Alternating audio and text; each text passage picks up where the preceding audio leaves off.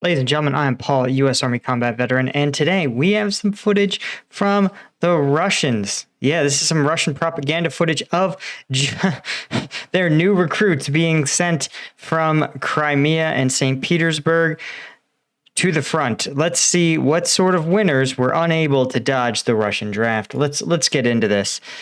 Okay, so right off the bat, I noticed that their weapons are looks like AKMs, actually. You can see this muzzle device is not the compensator that you see in the AK-74. This is blast from the past AK-47 shooting 7.62 by 39. So they have really dusted off some old stuff from the archives, and there is nothing updated about these. These are Bakelite grips, wooden stocks. Man, again, when we look at Ukrainian forces, you can see they are field testing just about every gee-whiz new rifle, optic, and adapter. I mean, you hope that maybe when they get to the front, they'll be issued better weapons and that these are just sort of parade pieces, but I kind of doubt it, given that you can see here is a steel magazine, here's a Bakelite magazine, here's a different colored Bakelite magazine.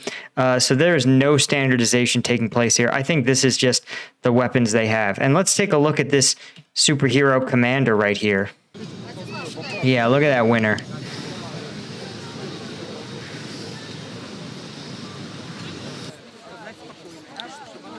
All right, they're flying their Russian flags. I want to point this out. So one of the things that at least the Soviets were known for is sort of getting crowds together, getting crowds together to support whatever the state wanted there to be a crowd for. And look at the clapping, right? There's clapping, but I just want you to look at the faces of the people here. These do not look like people who are sending off patriotic heroes to, perform their duty to the state, right? These are not, this is not the expression of people sending off heroes.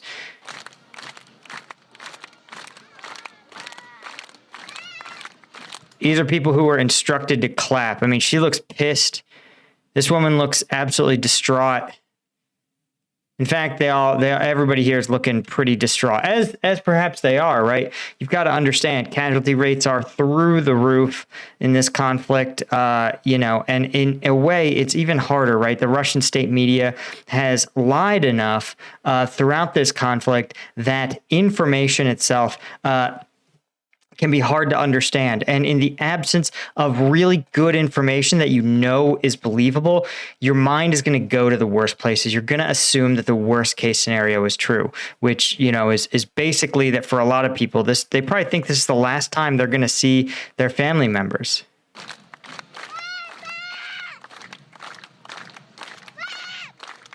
That kid does not look pleased. He looks like he is yelling for his dad.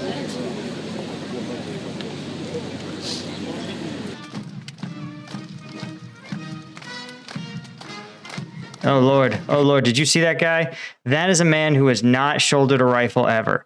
He is either so freaking out, so emotionally distraught that he doesn't understand the basics of shouldering the rifle. This dude sort of knows what he's doing, but this dude, let's just watch this play again. Let's just watch this. Yeah, look at that. Yeah, he has no idea why he can't get the rifle to shoulder correctly. There you go. Again, if this was true, if these were soldiers who per Putin's orders completed their mandatory service already, they would not be struggling to shoulder their rifle. Trust me, carrying that rifle is the very first thing you internalize when you're a soldier in your basic training.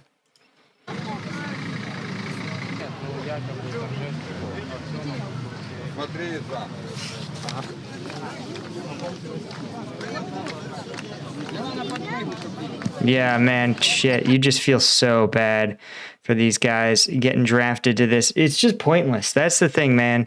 This whole thing is a complete waste of time for a country that, a leadership that really doesn't give a shit about you. I mean, that's sort of true of all politicians, but Putin's cut from another breed. You know what I mean? He's never going to be subject to an election.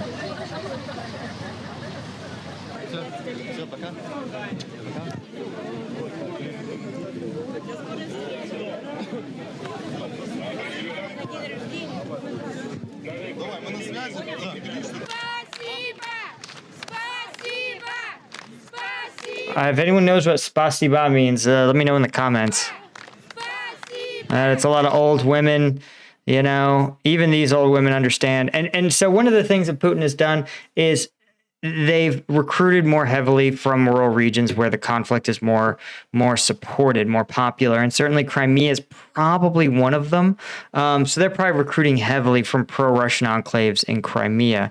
That's probably why there is even a modicum of support for any of this. And again, even these guys don't look particularly thrilled about this.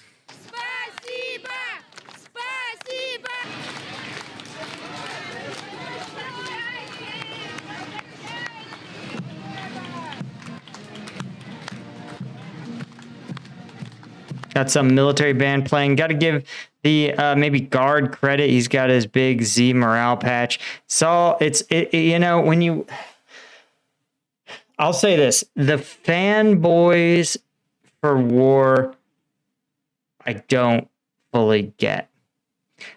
The tactical dudes, I don't know, man. I don't know. I see them on Instagram all the time. Have a hard time really identifying with it. The LARPers, the cosplayers.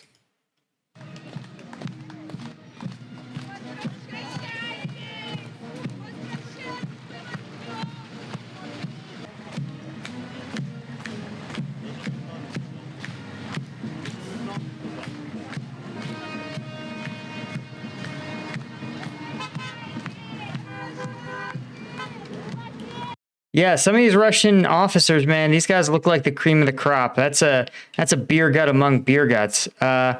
You wonder what strings you have to pull to get this cushy assignment when basically everyone else has been killed at the front. And maybe I'm sitting here in judgment of this dude. Maybe he got wounded, right? You get wounded, you're convalescing for a long time, you gain a bunch of weight, and that's sort of where you're at. Man, that belt's doing work. Okay, now we're into St. Petersburg. You can see very different. Definitely not trying to make this into a patriotic hubbub. They actually don't have any Russian flags. I think the war is way less popular here. That's probably why they're just getting these guys onto the buses. But these also look like way more ready candidates.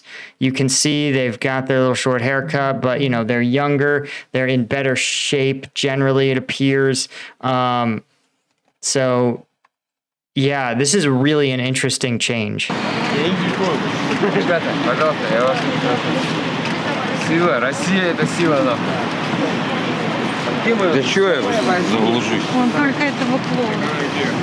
А давай-ка покурим. О, седой. Dude saying goodbye to his brother. Yeah, you can tell here. Look, this is just the middle of the traffic. They just want to get these dudes in this bus and out of here. No Russian flags, no uniformed officers, just trying to get this thing done. Все, отвали. Все, ребята, проходите. Где будем ждать?